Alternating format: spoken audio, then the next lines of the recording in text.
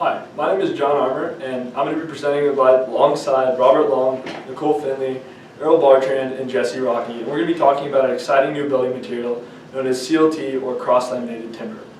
We're an undergraduate research group from Washington State University, and we're under the supervision of Dr. Bayreuther. Some of our sponsors for this project are the United States Forest Service and other corporate sponsors.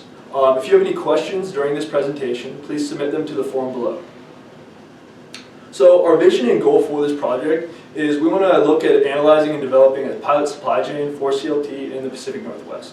What this means is we want to look at everything from the forest side of things and what timber and what type of trees we're going to be using, to the mills that we're going to process those trees at, to the presses and fabrication facilities that we might use, and the transportation of how we're going to get our CLT to a building. And then we want to look at the demand side of things, of what buildings we might have using CLT and where those locations might be. And we want to look to see if we can find any gaps in that supply chain in order to fill those gaps and potentially get CLT to market at a faster rate. So today what we're going to be talking about is I'm going to give a short introduction as to what cross-laminated timber is and why it's important. And then we're going to move on to the four-state region that we're going to study for this project and some of the aspects about that region. And then we're going to look at the natural resources and our supply for what we would have to use to make CLT out of. And then we're going to look at the demand side of things, and we're going to look at our physical capital and how we might transport that CLT to our sites and where those sites might be. Eventually, we're going to wrap everything up and talk about kind of as a whole summary of what we presented, and we're going to look at the next steps that we're going to work on as in the upcoming weeks for this project. So what is CLT? Well, by definition, CLT is an engineered wood panel. It is a grouping of glued dimensional lumber, and it typically uses 2x6s and 2x8s, but it can actually use any size of dimensional lumber, and we're going to talk about that a little bit later. And each layer of the CLT panel is constructed by laying in parallel dimensional lumber, and then each layer added to that is oriented at 90 degrees from the previous layer. And this is like the game Jenga, it's laid up the same way. It typically comes in 3, 5, and 7 layers, and we are confident that CLT has great viability to replace some things like steel and concrete in the future. So some of the advantages of CLT are the fact that it's pre-manufactured, and this leads to things like safer construction. The fact that all the boards for the CLT are pre-manufactured allows for them to be brought on site, and there's no real manufacturing on site, there's no drilling, or the only real power tools needed for this are a pneumatic drill and a crane. And that gets some of the more dangerous power tools off the site. This also allows for cheaper on-site construction and quicker building times, which makes everybody happy. Another advantage of CLT is the fact that it's eco-friendly. The top two images here are of where concrete and steel come from, and the bottom image is where CLT comes from. CLT has an incredibly small carbon footprint when in comparison to some of its competitors, and this has to do with the fact that it actually sequesters carbon. So another advantage is the fact that CLT is incredibly strong. This has to do with, as I was talking before, how the panels are laid up like the game Jenga. It uses the dimensional lumber in both axes of the CLT panel, which allows them to use the strong axes, so it gets a lot of rigidity and strength factor. This allows CLT to be incredibly versatile in how it's used. It can be used as walls, floors, and roofs, and an entire building can be created just from CLT. So now that you know a little bit about CLT, Rob's going to talk to you about the four-state region that we're going to study. So where do we begin? As you can see, I've highlighted the Pacific Northwest of the United States. Here we have Washington, Oregon, Idaho, and Montana. This is level 1 of the proposition given to us, and it's the basis and the foundation of where we're beginning our research. We have two primary concerns when looking into this four-state region: supply and demand. If there's not enough supply to feed the production of cross-laminated timber, then we won't be able to do this. And also, if we don't have the demand needing CLT or wanting CLT, then again, this won't be a viable option. Luckily, we have some pretty awesome assets here in the Pacific Northwest. We have 50 metro or micro markets here in the four-state region. And this would be our demand. These are companies or cities that would be looking for possible production with CLT, building with CLT. And then on the other side is we have our supply, which is our forest. Here in the Pacific Northwest, we have 30 national forests. This is right here in our own backyard, and what we're going to be doing in our research is we're going through and we're looking at what we can harvest and what we can't. I have here Microsoft, Boeing, and Amazon listed, which are a couple companies in the Pacific Northwest, and this is only scratching the surface. There's much more than just these, but the reason why I target these is these are the type of companies that like to build warehouses, and warehouses on the outskirts of their cities, of their metro markets. And they build these for production and things like that, and if we go in and we start focusing on low-rise and mid-rise buildings, which seems to be the target, these are people that are going to really like CLT and would possibly, in the future references, be using it for production. Along with this is we have 33 ecoregions right here in our Pacific Northwest. What is an ecoregion and why is it important? An ecoregion is just a piece of land that's bounded by different characteristics and then put into sublevels. These characteristics go from watersheds, the species living in it, the climate, and these types of things. And these are important for us to understand when going into certain land and harvesting timber. If we know what kind of species and what kind of climate is in an ecoregion, we can set up some sort of model that shows the growth rate of the trees in that region. We're looking to be sustainable and using a really great renewable resource.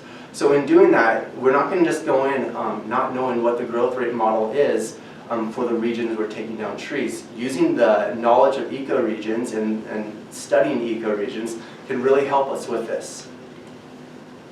Here I have a map showing the forest coverage in the different ecoregions. The dark green being heavy forest coverage, down the ladder to yellow, which is little to no forest coverage.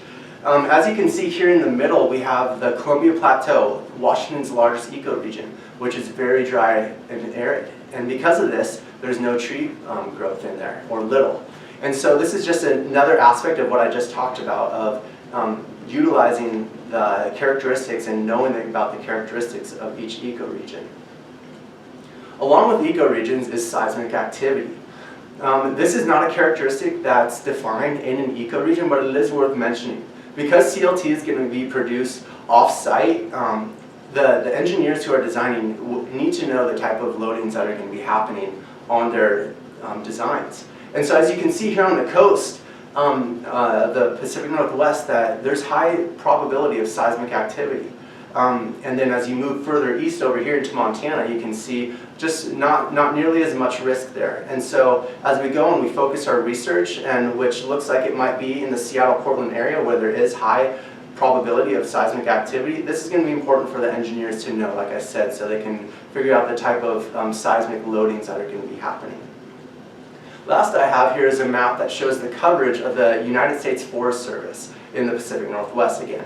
The colored is for each state, and then the gray is everything else. It's the private lands, tribal, and state lands. The model we're setting up for this research is utilizing the forest coverage from the USFS. This is not to say that there can't be a model made for state land and tribal land and private land, but for our purposes, we're going to be looking just at the USFS. And furthermore on Forest Service is Nicole.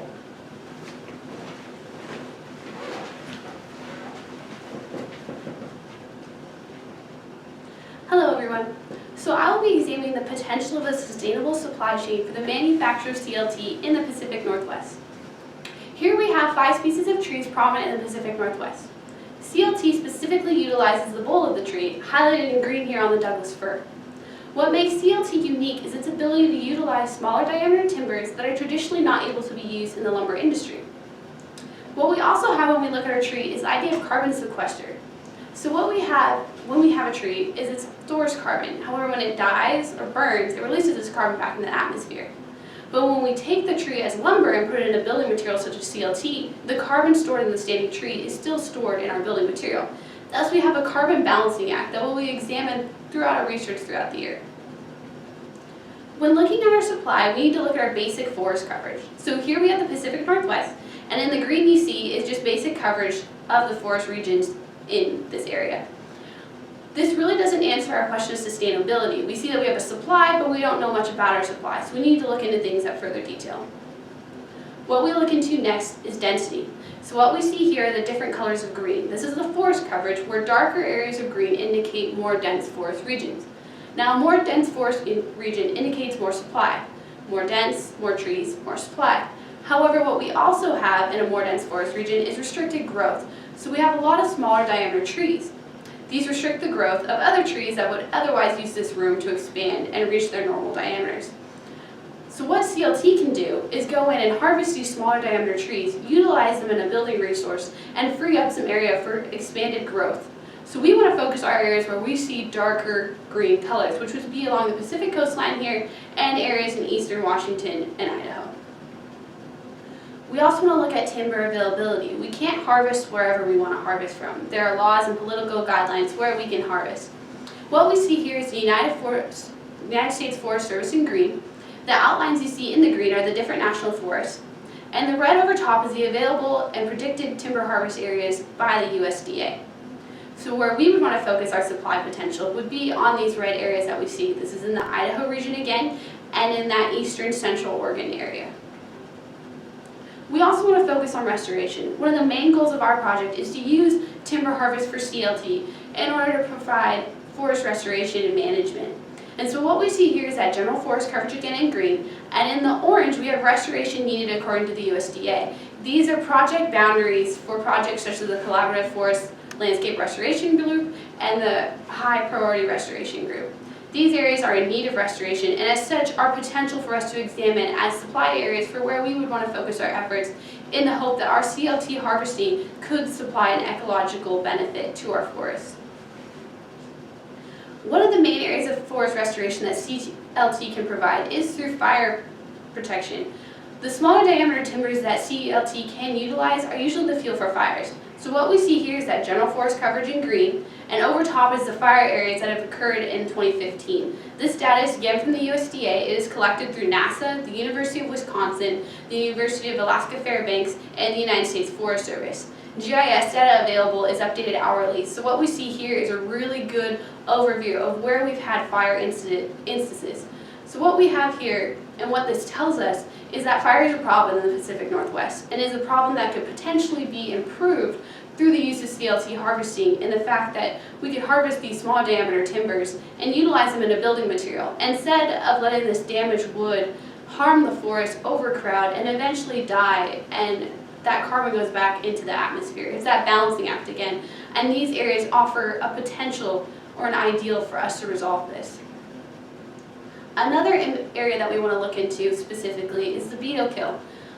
Beetle kill is the bark beetle that comes in and damages these trees to the point that they're no longer living, and they're eventually going to decay and rot, and they commit to the clutter of forest, and they add to the risk of fires. The blue that you see over the general green that we've been looking at is the beetle kill strategy line. These are areas that have already been picked out that are damaged by beetle kill and need to be restored either through thinning or other restoration projects. CLT timber harvesting offers the opportunity to go in and remove this damaged beetle kill wood. Beetle kill wood, if harvested within 2 years of damage, is still sustainable for structural use. So what we have is the ability to remove this clutter and this hazardous wood and use it as a building material. The only offset for this is discoloration that causes on beetle kill wood. However, with the ideal of CLT, we can put it in one of the inner plies so it's not seen, or in some cases we've seen that it's actually preferred in architecture use as of recently. When we're looking at our area, we also want to look at species. What we see here is a variety of different species. However, as we've noticed through our research, CLT is not limited by the species in the Pacific Northwest. The abundance of species that we have here, we have a lot of lumber usable species, and we're just not limited. There's no place we really can't harvest with regard to a species that we couldn't use. And so what we want to do is focus on the ideal situation. Ideally, we want to focus our efforts on the Douglas fir, the western hemlock, and the western larch. So that would be the red on this map. So ideally, we'd be looking at the Pacific coastline and that eastern Washington and Idaho area. So then we pull it all together, and this is just an example of some of the data we've seen. There's many more needs, restoration areas, supplies. This is just touching the surface. And what we see here is that green we've been looking at, which is the density, the darkers are your richer density. And then we have the blue as the beetle kill, and then we have the orange as the restoration, and the red is our timber harvest. And so what I've done here is just circle examples of where we have all those colors overlaying each other. And these would be ideal spots to continue looking into where we can have a potential sustainable supply and answer some of the challenges ecologically that we hope to resolve through our project. These are just examples and are something that we will continue to examine and just show you the kind of analysis we are hoping to continue. And now I'd like to hand it over to Errol, who will talk about current infrastructure.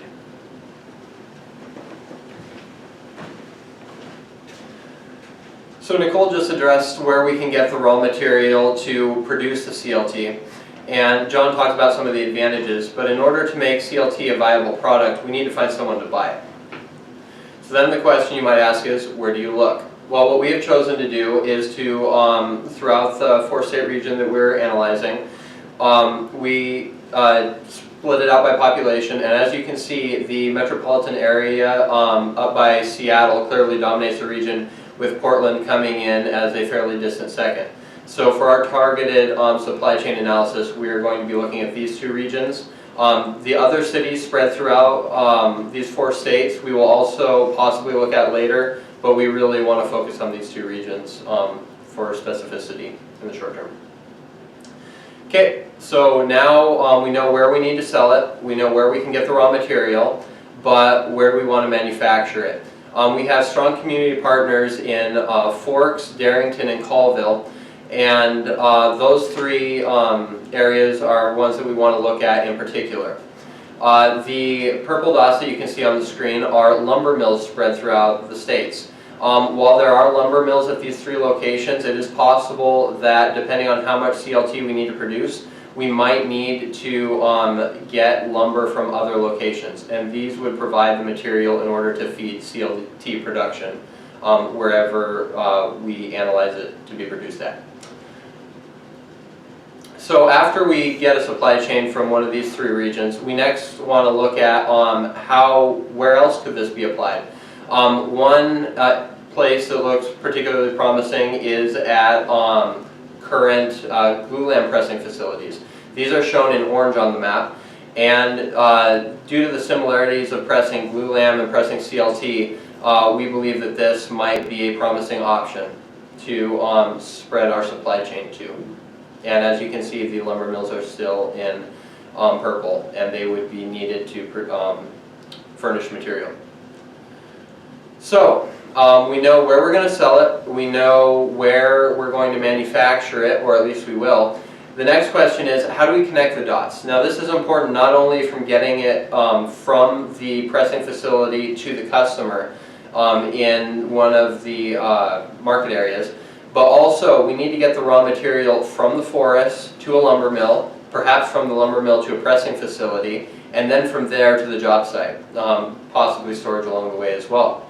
One way to do this is by rail. So as you can see, the rail lines in this 4-state region are highlighted in red, and one of the advantages to rail is that you can send large quantities of material relatively cheap. Some disadvantages though are that you have extra time and money involved in loading and unloading at either end at train depots, because not every structure is built at a train depot, nor is there a train depot at the end of a logging road for you just to put raw material on. So they would need to be brought in by truck, and that is the next transportation method that we will discuss. Highways. As you can see, the highway network is much more extensive than the rail one. As I expressed before, that you do have the disadvantage of a slightly higher cost of transportation per mile. However, you can take it directly from the pressing facility to the job site in most cases. So this might cut out the middleman, so to speak, and make it more viable in the long run. However, there could also be the possibility of using some hybrid of the 2. Another method of transportation that we wanted to look at potentially is use of rivers to bring barges loaded with CLT or lumber. And this would be of particular interest getting it to the Portland area, or perhaps if we analyze international markets, getting our product abroad. So now let's put it all together. So we have our 3 community partners that we want to analyze up in northern Washington. We are going to, by some combination of transportation, going to get that to the market areas, metropolitan areas surrounding Seattle or perhaps Portland, and then just need to analyze what is the most economically viable way to go about doing this. Now I would like to hand it off to Jesse to discuss some of our next steps.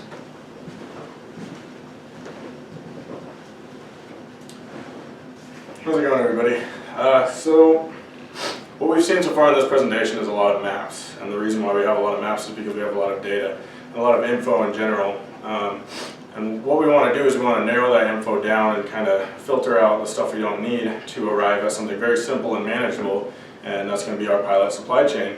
I've made a map here for you to kind of illustrate exactly how the supply chain works. This is a composition of a bunch of stuff we've already looked at in our presentation, focusing on Washington State.